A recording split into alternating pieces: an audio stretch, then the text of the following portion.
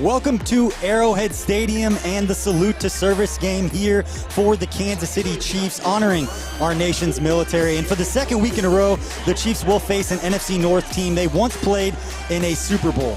But a rematch against the Vikings should bring better memories than the ones against the Packers last week, as the Chiefs beat the Vikings back in Super Bowl IV by a score of 23-7 to earn their first and currently only Super Bowl title. And the Chiefs are hoping for a similar result today. But this Vikings team may be the most balanced team they faced all year, coming into this one with a 6-2 record, winning 4 straight games by an average of 14.5 points and ranking in the top 5 in both offense and defense. But Shawn Barber, one thing we know is that games are not played on paper, and this game, there's a lot to be excited about. Man, you can throw the numbers out the window. As we know, the Chiefs always come to play. It doesn't matter what the records are, you're going to get our best shot here in Arrowhead Stadium. Yeah, because you know that no matter what, we can break down all the numbers, all the trends, the stats, the records, all that stuff. But for the players, they know it's just noise. It's just outside stuff. It doesn't matter, because at some point, you're going to strap it up. You're going to cross those white lines. You're going to have to go out there and earn it. Yeah, division. You got to stay on top of your division to make it to the playoffs or get a wild card spot. The Chiefs are still on top no matter what happens out here today. They're going to still be number 1 in the AFC West when today's over. Yeah, we learned last week that it doesn't matter how many injuries there are. The Chiefs are going to make you go out and earn it. They went up against the Packers. They didn't have Patrick Mahomes. They didn't have some other guys. They still made you go out there and earn it. And one thing that we know, and it was a talk all week, is that Patrick Mahomes was back at practice. It was unclear because Coach Reed said he wanted to see him throughout the week if he was going to play. Well, we know Patrick Mahomes is not going to play today, but the Chiefs will get a couple of guys back on the defensive side of the football, which should be really good news. And Matt McMullen will have more for that here in a little bit. But when Matt Moore and this Chiefs offense are going up against this Vikings defense, what do you want to see from Matt Moore today? Man, always locating that safety. Harrison Smith is a playmaking safety. He's been playing at a Pro Bowl level all his career. You definitely got to locate that guy, and be careful of Daniel Hunter. All right, we're going to break it all down in a minute, but before we do that, we're going to send it to Matt McMullen, who's got some good news for us on a key piece of the Chiefs defense, who's back today.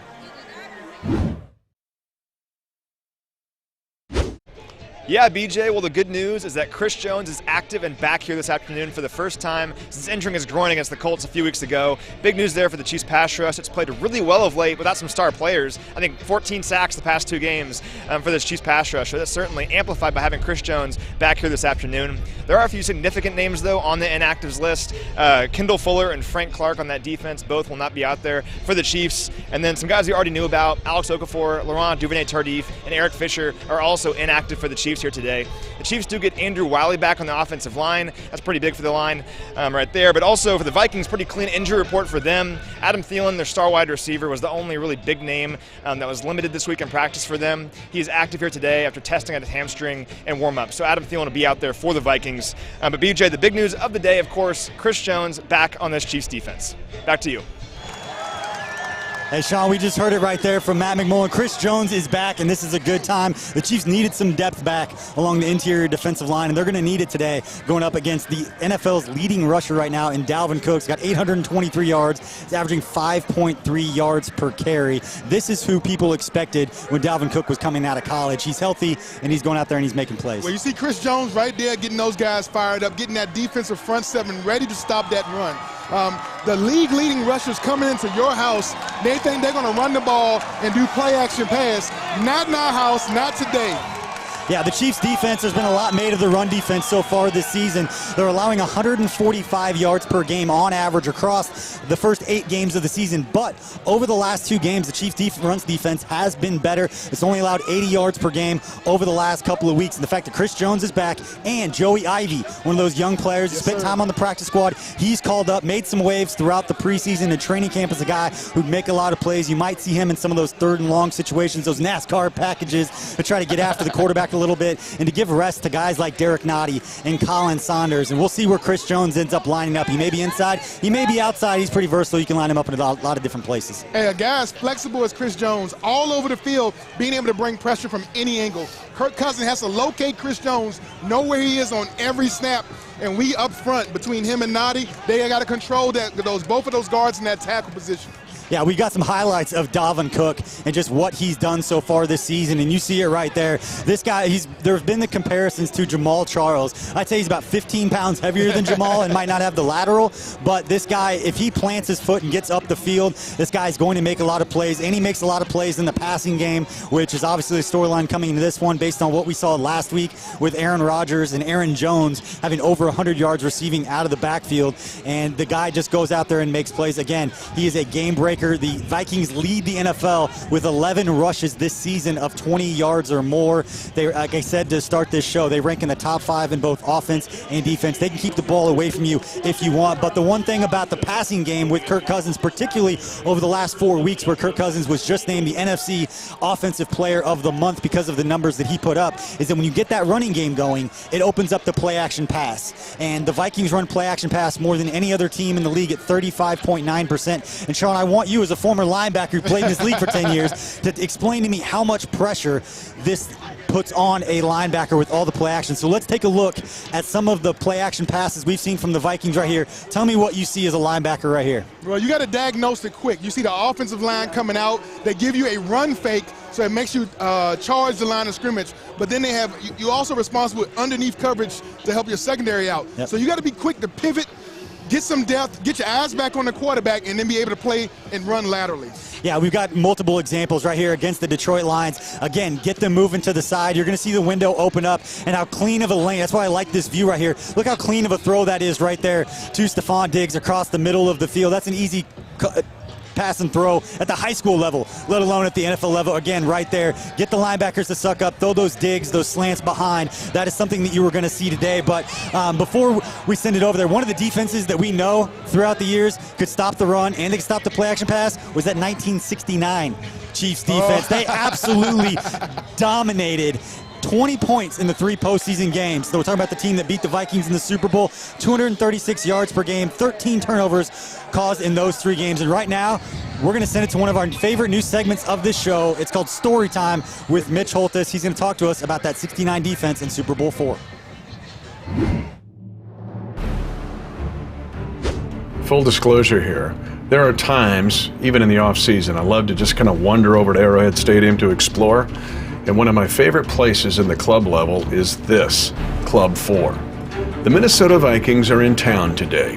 And anytime the Chiefs play the Minnesota Vikings, it brings back memories of the best point in Chiefs Kingdom history, a Super Bowl IV championship over the Minnesota Vikings. Now, the weather's been lousy this week with some snow and rain unexpected in late October and early November. So it's time to curl up with a good book. Oh my gosh, is this book good and ought to be on your holiday shopping list. It's the 69 Chiefs, the world champion Chiefs that won Super Bowl IV by Michael McCambridge. But when we read a good book, I don't care if it's Harry Potter or Lord of the Rings, oh, we love that book and how it ended. But do we really remember what happened in the middle? That's why this book is so fascinating. People remember the victory over the Vikings. What they forget is that Len Dawson, the AFL's best quarterback, went down with a serious knee injury about halfway through the season. His backup, Jackie Lee, was also hurt. And so Mike Livingston had to come in and quarterback. Mike, is it particularly difficult for you mentally to get ready for this ball game in your situation? Well, it's not too difficult mentally. It's a tremendous challenge, and it's a great opportunity for me, and I just hope I can make the best of it. But listen to McCambridge describe what that time was like, or if Dawson would play again at all in 1969. Dawson's injury hadn't been mentioned in the game stories on the next Monday, but quickly by Monday afternoon, the word spread that Dawson might be out for the season. Twitter didn't exist in 1969, but there was still a phenomenon that exists today that was then, that there were a lot of pseudo-orthopedists out there that had the quick diagnosis. Later in that chapter, it talks about Len Dawson's health would be the subject for the next 5 football games, and the topic of discussion seemingly every time 2 or 3 Kansas Cityans got together that fall. The year of the knee had begun. Sound familiar? Oh, we remember the hitch play to Otis Taylor and the most famous play in Chiefs Kingdom history, 65 toss power trap, the trap play called by Hank Stram, and chronicled for all time as being the first coach ever mic'd up by NFL Films, and Mike Garrett broke it wide open. 65 toss power trap, yeah! Yeah! I told you that baby was there. Yes, sir, boys. But what is underappreciated about that day was a little bit of a microcosm of the entire season. It wasn't always pretty. But Jan Stenerud, 3 critical first-half kicks against the purple people-eating Minnesota defense, put enough doubt in the Minnesota sideline and gave the Chiefs a 2-possession lead to take into the second half. The kick is up, and it's good again. Another field goal by Jan Stenerud, this one from 25 yards away. We remember the parade, but I'm not sure we always remember the process. It is well chronicled in McCambridge's book, The 69 Chiefs, and it's also something to visit all throughout the years to come when you visit Club 4. Mitch Holthus story time. It doesn't get much better than that. But as people love Mitch Holthus, people also love local connections getting national attention. And our guest right now definitely fits that bill. And Mr. Gary Woodland, PGA professional, U.S. Open champion, Shawnee Heights Thunderbird alum, Washburn Ichabod alum, and most famously known for being a Kansas Jayhawk. Welcome to Arrowhead. How much fun are you looking forward to having today? This is awesome. It's been a while since I've been back, so this is very exciting. I'm excited to be here. And then come back as a champion. We talk about that champion mindset. The season started off fast for the Chiefs, hit a couple of rough spots. How do you rewrite the ship, the path of the team to get them back in that winning mindset? I mean, I think a lot of that starts with the leaderships. With obviously Andy Reid, you got Patrick Mahomes at the helm. The big deal is that everything's highs and lows. Yeah. But how you maintain that, even though if you don't win, you got to learn something from that. Sometimes you learn more from losses than you do from wins.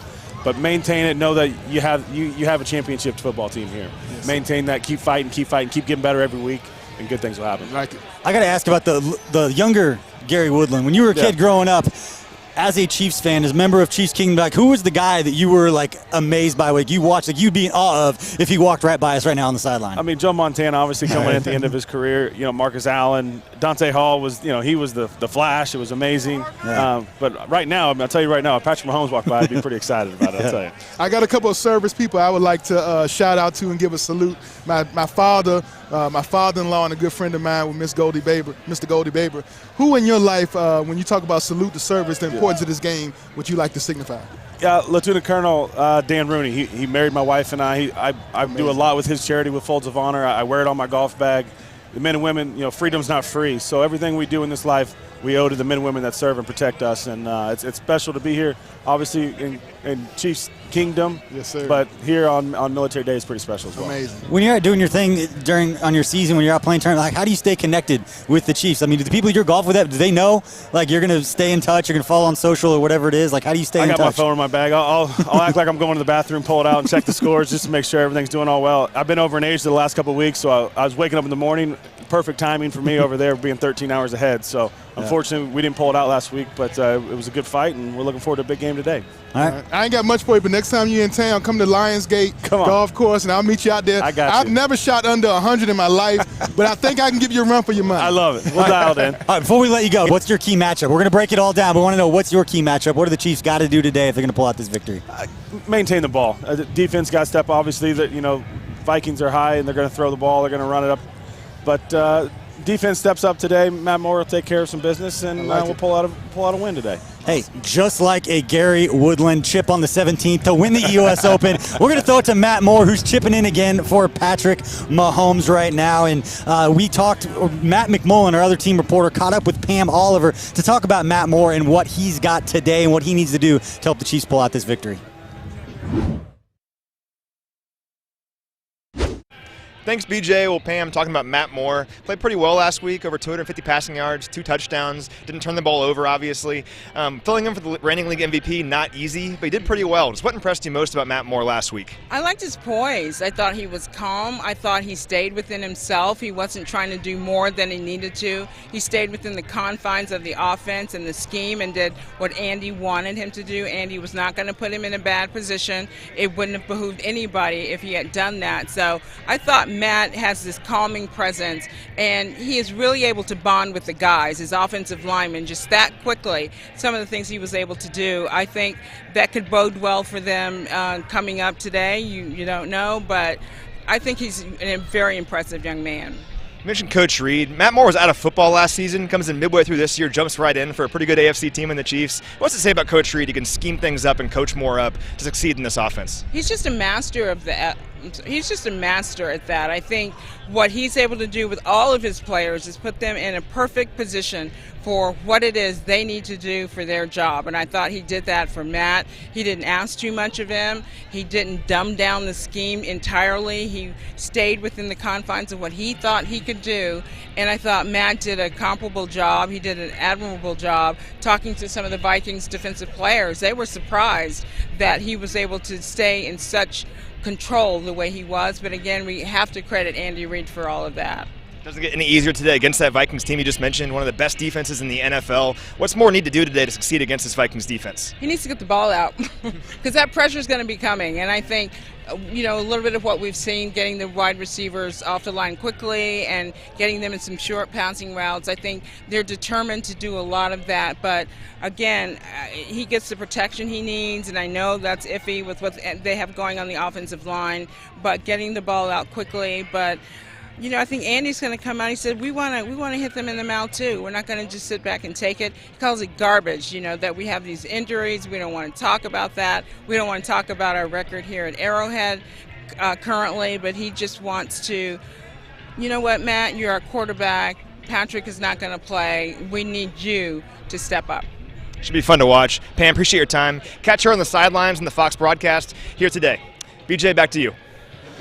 Matt and Pam, that is great stuff. And I like what Pam said about Matt Moore being a calming influence. I think it's a great way of putting it for anyone who's been around him. He's got that just kind of chill vibe that allows the guys around him to know that the game's not too big for him. Granted, he's done this before. He's a veteran. But that calming influence is huge for a guy who's stepping into those shoes. Probably one of his best assets to this team is that he can calm the waters. Everybody shouldn't be so upset that Pat Mahomes is not in there, but we have a veteran who knows how to get it done with one Matt Moore. Absolutely, and that brings us to our second point and our second what to watch segment here in this show. And what that is, and it's pretty simple to say, that is Matt Moore. And we saw it last week. He finished completing 66% of his passes. He threw for 260 yards and a couple of touchdowns. But Shawn, the thing that was most impressive to me are that a couple of his best plays, and we have a chance to look at them right here, two of his best throws from last week, I believe, were under pressure. This touchdown right here to Travis Kelce, or excuse me, the 25-yarder to Sammy Watkins across the middle. He's got a guy bearing down on him, and the same thing on the touchdown pass right here to Travis Kelce. He's got two guys bearing down on him in open field. He just had to float it up to Kelce. Did a great job. Those are the kind of plays when you watch them on film. Your teammates see you taking a shot. They see a free rusher, and you're still able to deliver the ball down the field for a touchdown. That's huge. We talk about throwing a man open. That's exactly what he did. Kelce's looking over his left shoulder. He throws him open to his right shoulder, and Kelce finishes off with a Jordan touchdown. Absolutely, and one of the things he spoke about is he wants to start faster, and that's Matt Moore. He talked about it this week. The Chiefs' first two drives last week, they're both 3 and outs. One 3 and out, and then the missed field goal on the short field they got after the Hardman return. But they 6 plays, 7 total yards for the offense. Asked what he needs to do differently this week, Matt Moore just said, I need to let it come to me. You overthink it too much early in the game, which makes sense considering, as we said on this show last week, that it was 700 days between his last 2 starts, and now he's got a second week. That's going to be good, but it's not going to be any easier today because two of the best edge rushers in the NFL, maybe the best tandem of edge rushers in the NFL, are on this Minnesota Vikings team with Danielle Hunter and Everson Griffin. They both rank in the top 11 in the NFL in sacks. It talks about trust and communication. He has to communicate to his front line what type of pressure he thinks he's going to get so they can keep that pocket nice and sound. And then he has to trust that they can still hold up and block so he can step up in the pocket. Get it done today, Matt Moore. Yeah, and Eric Fisher's not back. That was one of the questions, is how much would he practice? He didn't practice at all. He's not going today. So it's Cam Irving back at left tackle. But the Chiefs do get Andrew Wiley back along the offensive line. So it's great to see some of those guys, as we mentioned earlier, start coming back right here. But when you talk about how do you slow down an opposing team's pass rush, besides just the guys up front playing well and getting rid of the ball quickly. The other thing you do is let those guys up front go hit somebody, the old Mike Tyson. That's right. Everybody's got a plan so they get punched in the mouth. Well, we want to see that from the offensive line. And the best way for offensive linemen to get that aggression out is to run the football. And we've seen it with Damian Williams. We saw it with LaShawn McCoy. Get the running game going and get those defensive ends and that defensive front thinking about stopping the run first as opposed to pinning their ears back and getting after Matt Moore. Everybody know, most guys know, the defensive line are the athletes. The offensive line, those are the road diggers. Those are the guys that want to grave the dirt, grind it out. They want to make it a physical, nasty, dirty game in the trenches. Let our offensive line start weighing on their defensive line and wear them down. Absolutely. We saw it with Damian Williams last week that he definitely provided the spark. I think every yard he had rushing was after contact, that he just absolutely got after it, provided the spark for the offense, which was huge. But right now, we're going to move to the next segment. We're going to move away from Arrowhead Stadium, and we're going to go around the league and talk about some of the other games around the AFC West and another key game that we've got going into this matchup. And the first one that I want to talk about, Sean, is the Detroit Lions traveling to the Oakland Raiders. Because when you look at the NFC, that whole conference is stacked. Yes. There are a lot of very, very good football teams in the NFC right now, and they're doing really well. And the Lions at 3-3-1, this has put up or shut up time for them because they don't have a whole lot of time to try to catch up. You got the Niners, the Pack. You could just list through it the number of teams that already have 5 wins in the NFC. They've got to get after it today. The playoff push in the NFC starts now, and the Lions are in a must-win situation. Even though it's only week 9, I believe they'll go to Oakland and dominate. They're going to already be on their 3rd or 4th running back at that position. But overall, the team is in a good position to really make things happen in Oakland. I'm saying Oakland's dropped 2 straight. After having a winning record at 3-2, they've lost 2 in a row at 3-4. It's put up or shut up time for them as well as the Chiefs try to extend their lead here in the AFC West. Let's go on to the next one. The Cleveland Browns at Denver Broncos. And this is a battle of starting quarterbacks who have said some things that they may have regretted to the media. And that Joe Flacco basically called out play calling, and then he got put on IR with the injured neck that came up. And then Baker Mayfield had his little incident with a reporter that anybody with a computer or a phone has seen that little dust up he had. This is 2 teams that could go in opposite directions after this game. It's going to be really interesting to see what happens during the game and then right after the game as well. Yeah, the Cleveland Browns have been riding that roller coaster called Baker Mayfield all season long. I really think that Baker's going to get it together this game and show everybody what he's really about. The season for them is going to definitely still be rocky, but today I think the Cleveland Browns will win at Denver. Either way, grab your popcorn for that one. And the next one, the Green Bay Packers traveling to take on the Chargers. The Chargers always seem to be everybody's pick to win the AFC West every year, and they always start slow, and then they turn it on at the end of the year. If they're going to make that kind of run this year with just a couple of wins, both those teams, they've got to do it. They've got to do it right now. They've got to get after it. They've got to start putting those wins together because this Chargers team, we've seen the injuries. They've got to start putting some wins together if they're going to make a run like everybody expected them to. Phillip Rivers versus Aaron Rodgers, 2 Hall of Fame worthy quarterbacks going head-to-head. I think it's going to come down to the kicking game. And as we know with the Chargers, their kicking game will always let them down. I'm taking Green Bay to win that one. All right, now let's go to our favorite game of the week and one of the best games of the entire NFL weekend, and that is the New England Patriots going on the road to the Baltimore Ravens. And anybody who's been watching anything coming out of New England or the Boston area, there's a lot of Patriots defensive players who feel slighted that they're not getting credit for being lumped in with the 85 Bears as one of the best defenses of all time. And you look at the numbers, they've got a case to be made, but it's schedule. Who have you played? What have you done? Well, today they're playing against the number 2 offense in the league, the Baltimore Ravens. Lamar Jackson averaging over 30 points per game. If the Patriots can do it again today, I think they're going to start seeing a lot more of that talk throughout the week. I don't really care who you play against. Only giving up 7 defensive touchdowns over 8 weeks of football, that's amazing. They need to be compared to one of the greatest. But I do think they're going to struggle with that 3-headed monster, the pass, the run, and the quarterback scramble that the Ravens offense can show improve. Look for the Ravens to upset our Patriots, the Patriots, today or tonight on Sunday Night Football. Hot take, Sean. Hot take. We're not even to your segment yet, and you're giving us hot takes. Hot take. You got to love it. This guy saying the Patriots are going down today to Lamar Jackson and the Ravens. So that brings us to your favorite segment in Sean's Sleepers. If you've got some last-minute fantasy football, if you're kind of teetering on some guys, this guy's going to bring his 10 years of playing in the league and that wealth of experience and knowledge to your fantasy football season right now. And you've got the sleeper quarterback, ghosts and all, the Jets' Sam Darnold. And is it just because he's going up against the Miami Dolphins, or is there another reason that you like Sam Darnold today? Matchups are key when it comes to finding a sleeper. If you're going against the Miami Dolphins secondary, you start the quarterback if you need a start. If your quarterback got a tough start, go with Sam Darnold. Even if he's seeing ghosts, it's going to be one like Casper. It'll be a friendly ghost he sees down in Miami.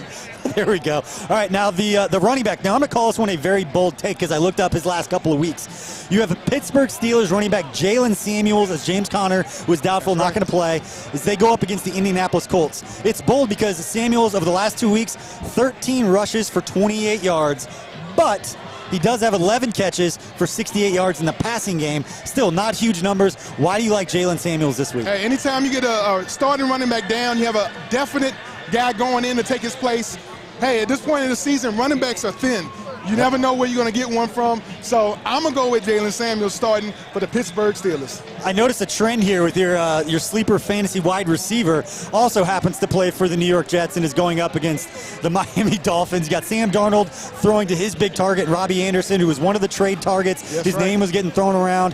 I saw on social media once they announced and once the trade deadline passed, Robbie Anderson put out the Wolf of Wall Street and Leonardo DiCaprio saying, "I'm not leaving," in different language. But he put that tweet out. He wanted to stay. He wanted to get after it. Robbie Anderson the last 2 weeks, just 5 catches for 53 yards total. Why do you think he's going to explode today? Again, going against that Miami secondary, even with Donald seeing ghosts, Robbie Anderson is set for a big day. He was drafted as a top 20 receiver in the league, and after some woes with the Jets early in the season, he got dropped in a lot of leagues a week ago. So I picked him up. I'm starting him, Robbie Anderson. All right, there you have it. That is Sean Sleepers. And right now we're going to move into the final segment of the show, and that's just our final thoughts going into this game. And we talked about it earlier. This may be the most complete team the Chiefs have faced so far this season, the Minnesota Vikings, and they feel good coming in. Like we said, they've won 4 straight, and they've won those games by an average of 14.5 points. They are clicking on all cylinders right now. And we saw the effort last week that it took from Aaron Rodgers, future Hall of Fame quarterback,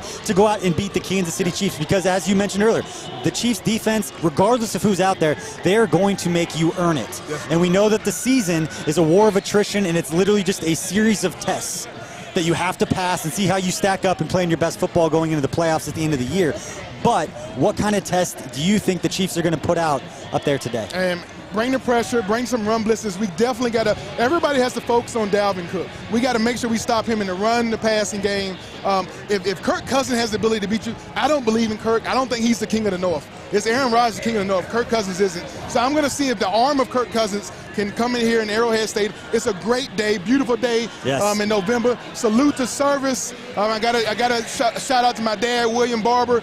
Salute to service. My father-in-law, Al Duncan, and then one of my great friends, Billy Baber, his dad, Goldie Baber, who served in the Navy. Salute to service. I thank you for your service. My heart goes out to you. That's awesome. We appreciate their sacrifice and everything they have done for our country. And you're going to see a lot of cool stuff on the broadcast today. You're going to see the guys on the sideline in all of the military gear, and you're going to see a lot of cool stuff during the broadcast that's on Fox, some cool stuff. But before we let everybody go, you have one final segment. You always have something big for us. What's your final word you got to say before we let everybody go?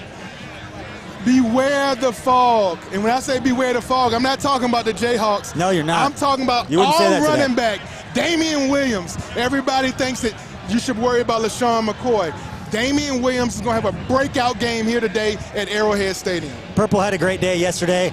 Hopefully they don't have as great of day today. Again, that game you can watch today is on Fox. Kickoff in about 20 minutes. You're going to catch it there. And then after the game, make sure you tune into all the Chiefs social channels and check out Chiefs Rewind, where Sean will break everything down with voice of the Chiefs, Mitch Holtis, with all kinds of exclusive interviews and all kinds of cool stuff. And for Anna Topkin, for everybody involved here in Field Pass behind the scenes that you don't get the pleasure of seeing, we appreciate you watching, and we will see you after the game. Have a good one, Chiefs Kingdom.